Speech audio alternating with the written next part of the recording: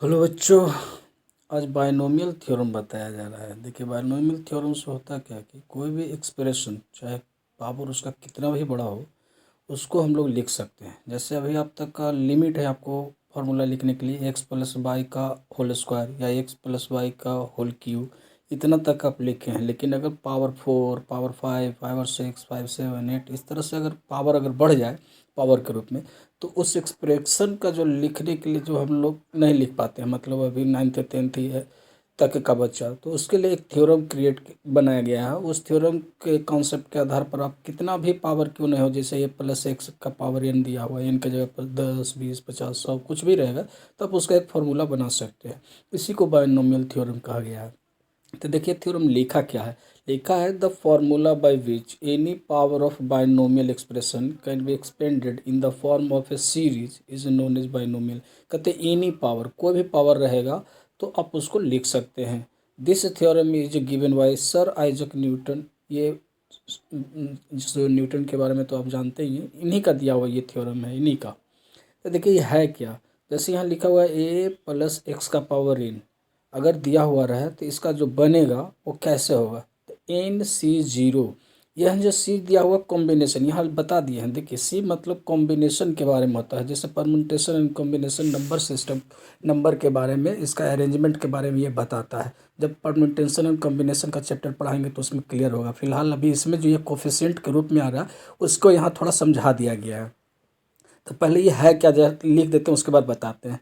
देखिए A plus X का power N is equal to N C zero. A यानी पहले इसका ए है तो ए लिखिएगा, ए का पावर जीरो से लेकर के एन तक बढ़ेगा और एक्स का पावर एन से लेके जीरो तक घटेगा। ये ध्यान रखिएगा, पहले वाला का पावर जो है बढ़ेगा, जीरो पहले का है पावर में ए एन, तो उसके बाद धीरे धीरे घटेगा और ये एक्स का पावर जो है बढ़ेगा। जैसे लिखे हैं ए का पावर एन और एक्स का पावर जीरो, फिर ए का पावर एन माइनस वन कर दिए तो एक्स का पावर जीरो से वन कर दिए। उसी तरह से एन का power minus N minus two कर ए का पावर एन माइनस टू करेंगे और तो एक्स का पावर हो जाएगा हमारा, देखिए यहाँ वन है तो यहाँ टू होगा। इसी तरह से ये चलता चला जाएगा। लास्ट में हमको ए का पावर अगर यहाँ एन है तो यहाँ जीरो बनेगा, तो लास्ट में एक्स का पावर जीरो है तो यहाँ एन बन जाएगा। इस तरह से एक का पावर घटेगा, दूसरे का पावर बढ़ते चले जाएगा। उसके अलावा जो ये एन सी जीरो दिए हुए हैं, पहला एन लिखाएगा सभी में और यहाँ सी जीरो 1 2 3 4 लास्ट में एन एन आ जाएगा। तो ये ऐसे तो लिखने का तरीका हो गया। अब हम यहाँ बता रहे हैं कि ये एन सी एन होता क्या है कॉम्बिनेशन में। सबसे पहले ये कुछ वैल्यू देख लीजिए। जैसे एन सी जीरो अगर गिवन रहेगा तो उसका फैक्टर वैल्यू वन होगा, या एन सी एन भी रहेगा तो उसका वैल्यू वन होगा। अब देखिए कॉम्बिनेशन जो दिया हुआ है एन सी जीरो, वो फार्मूला कुछ इस तरह से रहेगा। एन सी आर, आर के जगह पर यहाँ जो हम जीरो 1 2 भर रहे हैं और एन के जगह पर जो यहाँ पर वैल्यू एन है एन है एन है, ऊपर वाला ये एन है। तो ये देखिए इसको लिखा जाता है एन सी आर यानी कॉम्बिनेशन बराबर फैक्टोरियल। ये जो ऐसे एल जैसा जो साइन दिया हुआ है इसको फैक्टोरियल बोलते हैं। फैक्टोरियल एन यानी इसका फैक्टोरियल एन बटा एन माइनस आर का फैक्टोरियल है। फैक्टोरियल एन माइनस आर, यहाँ तक ये फैक्टोरियल है ब्रैकेट में, फिर फैक्टोरियल आर, ये फॉर्मूला हो गया। फैक्टोरियल का सिंबल है ये। देखिए इसको पढ़ा जाता है, इसको पढ़िएगा कैसे एनसीआर का। N different things taken R times, यानी N different things taken R times, इसी को कॉम्बिनेशन बोलते हैं। ऐसा बोलने का तरीका है। फैक्टोरियल का दो साइन होता है, जैसे ये एल जैसा लिखता है, या जो एक्सक्लेमेशन का साइन होता है एक लाइन खींच करके नीचे पॉइंट दे दीजिएगा तो ये फैक्टोरियल होती है। ये दो सिंबल से हम फैक्टोरियल को रिप्रेजेंट करते हैं। देखिए factorial N minus R, factorial R, ये लिखा हुआ। अब फैक्टोरियल तोड़ते कैसे ये भी समझा देते हैं यहाँ पर, क्योंकि इसी से तो सारा क्वेश्चन रिलेटेड है। अब देखिए फैक्टोरियल का मतलब होता है, जैसे ये फैक्टोरियल 5 लिखा हुआ है या फैक्टोरियल ऐसे 5 लिखा हुआ, तो इसका अर्थ होता है जो नंबर लिखेगा वहाँ से डिक्रीजिंग ऑर्डर में पूरा 1 तक का मल्टीप्लाई हो जाएगा। जैसे 5 लिखा हुआ है तो 5 4 3 2 1 सबका गुना करके लिख दीजिए, यही हो गया फैक्टोरियल 5 का। अगर 6 लिखना है तो यहाँ से 6 5 4 3 2 1 पूरा का मल्टीप्लाई नहीं, जो नंबर देगा उसको एकदम वहाँ से शुरू करके लास्ट 1 तक का जो प्रोडक्ट होगा उसी प्रोडक्ट को उस फैक्टोरियल का वैल्यू होता है। तो चलिए अब तो ये फैक्टोरियल का मतलब समझ में आ गया। अब ये जो एन सी जीरो है, एन सी वन है, एन सी टू है, तो आप इस फार्मूला से सबका वैल्यू निकाल दीजिएगा, क्योंकि जो ए और एक्स है उसका ये सब कोफिशिएंट होगा, यानी न्यूमेरिकल वैल्यू कुछ ना कुछ आएगा, 2 4 10 50 कुछ भी आ सकता है, ये तो निकालने पर डिपेंड करेगा। अब देखिए ये जो निकाला जाएगा तो हम लोग यहाँ देखते हैं, जैसे एक एग्जाम्पल के तौर पर हम समझाते हैं यहाँ पर कि अगर x प्लस वाई का वैल्यू 10 दिया हुआ है तो क्या होगा। पहले तो देखिए लिख देते हैं इसको 10 तक कैसे होगा। NC0 x का पावर 10 होगा। देखिए इस पर बढ़ेगा x का पावर, y का पावर घटेगा यानी y का पावर 0। NC1 x का पावर 9 हो जाएगा तो y का पावर 1 हो जाएगा। एक का घट रहा है तो दूसरे का बढ़ रहा है, लेकिन दोनों का पावर जोड़िएगा तो यहाँ 10 ही आएगा। कहीं पर भी देखिएगा 9 1 10, 8 2 10, इसी तरह से करते करते लास्ट में NC x का पावर 0 हो जाएगा तो y का पावर 10 हो जाएगा। ये पूरा लिखा जाएगा 10 तक ऐसा ही। अब ये तो x का पावर 10, y का पावर 0 मतलब 1, ये सब तो लिखा जाएगा। तो ये NCN सब का वैल्यू निकालना होगा, यानी वैल्यू ऑफ कॉम्बिनेशन, यानी जो हम NC0 NC1 या NC2 लिख रहे हैं उसको कोफिशिएंट ऑफ द वेरिएबल, यानी एक्स वाई का वेरिएबल का कोई कोफिशिएंट वैल्यू है, यानी न्यूमेरिकल वैल्यू आएगा। अब यहाँ हम लोग एक करके निकाल के देखें। जैसे NC0 है तो इसका वैल्यू क्या निकालेगा, factorial n minus R into R, ये फार्मूला भी बताएं। अब n के जगह पर यहाँ कितना हम लोग को लिखे 10 वो है, पावर n का मतलब ये इसका पावर को n बोलते 10 है, इन फैक्टोरियल 10। यहाँ हो गया 10 माइनस यहाँ पर c का वैल्यू 0 दिया हुआ था 0, यानी फैक्टोरियल 10 बटे 10 में से 0 जाएगा तो फैक्टोरियल 10 इंटू 0। फैक्टोरियल 0 का भी वैल्यू 1 होता है, यानी 10 और 10 फैक्टोरियल कट गया, इसका 1 हो गया, यानी इसका वैल्यू 1 हो गया। यानी हमको यहाँ NC0 के जगह पर 1 डालेंगे, यानी 1 x का पावर 10 y का पावर 0 यानी 1, यानी खाली इसमें हमको x का पावर 10 बचेगा। अब NC1 निकालिएगा, factorial 10 minus 1 into factorial 1, r का वैल्यू 1 यहाँ है तो 10, और यहाँ हम लोग दिए 9 1।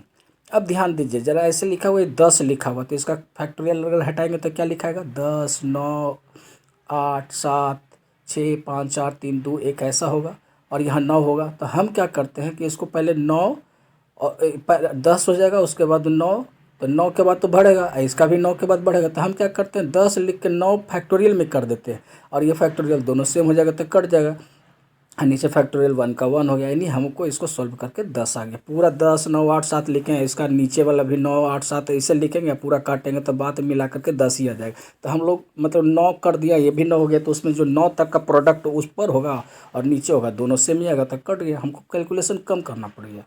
तो ये उसी तरह से NC1 का जो प्रोडक्ट हमारा आया 10 आया, NC0 का प्रोडक्ट आया था तो 1 आया था, ये 2 निकल गया। अब NC2 निकालिएगा तो फैक्टोरियल 10, इसके बाद है कि 10 में से 2 जाएगा तो 8 फैक्टोरियल 2, इसको क्या है 8 तक तोड़ेंगे, यानी 10 और 9 को बाहर कर देंगे और फैक्टोरियल 8 कर देंगे, इसको काट देगा, और 2 को तो तोड़ेंगे तो 2 गुने 1 हो जाएगा, तो 2 से 5 कट गया तो ऊपर 9 5 45 यानी 45, यानी NC2 का वैल्यू 45 हमारा हो गया।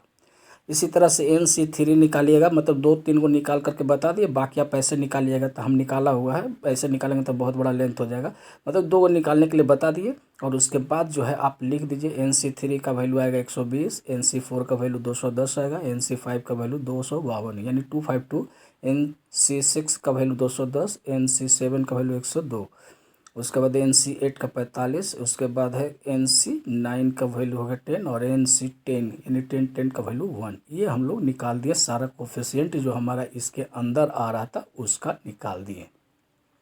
अब हम लोग उस कोफिशिएंट को डालते हैं, यानी फार्मूला में अप्लाई करते हैं। देखिए अब उसको एग्जाम्पल जो हम लिखे थे उसको यहाँ x प्लस वाई का पावर 10 के रूप में एग्जाम्पल के रूप में लिखते हैं।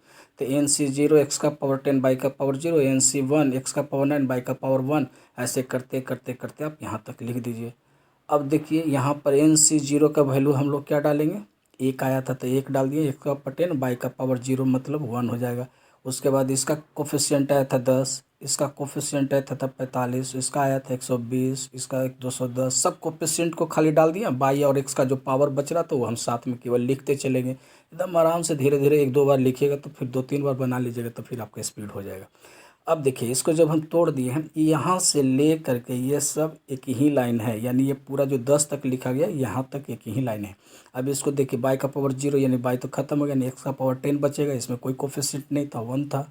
अब यहाँ 10 एक्स का पावर 9 वाई 1 यानी वाई 45 एक्स का पावर 10 बाई 2, यहाँ देखिए सब का पावर 10 आ रहा है, 10 से आएगा। यहाँ भी देखिएगा 120 एक्स का पावर 7 तब बाई का पावर 3, 210 एक्स का पावर 6 तब बाई का पावर 4, 252 एक्स का पावर 5 बाई का पावर 4, 210 एक्स का पावर 4 बाई का पावर 6, 120 एक्स का पावर 3 बाई का पावर 7, फिर प्लस 45 एक्स का पावर 2 वाई का पावर 8 और लास्ट में हमारा कितना हो जाएगा देखिए, लास्ट से पहले 10 एक्स का पावर वाई 10 और लास्ट में बाई 10 बच जाएगा, पूरा हमारा हो जाएगा। जैसे लास्ट शुरू में एक्स 10 था तो इसका बाई 10 बचेगा, ऐसा ही तो लिखा जाता है। इस तरह से आप देखिए एक्स का पावर 10 का ये इतना सारा फॉर्मूला बहुत आराम से लिख दिए, जबकि आपको सबसे पहले सिर्फ एक्स प्लस वाई का होल स्क्वायर यानी पावर 2 या एक्स प्लस वाई का होल की यानी पावर 3 का ही लिखते थे। देखिए जैसे आप एक्स का पावर 2 लिखते थे तो उसका 3 गो टर्म आता था, X square plus Y square plus 2 भी है। इसमें देखिए अगर 3 लिखते थे तो उसमें 4 टर्म आती, 10 है तो इसमें 11 टर्म है कि नहीं, ज़रा चेक करके देखते हैं। 1 2 3 4 5 6 7 8 9 10 11 टर्म, यानी जितना ये पावर रहता है उससे एक टर्म ज़्यादा था। ये तो हम गिने नहीं थे, लेकिन अभी अचानक से दिमाग में आया तो हम बता दिए चेक करने के लिए। 11 टर्म है, सही है, बिल्कुल सही है। यही है आपका study math 11 bye Anand Singh, मेरा नाम हुआ। थैंक्स।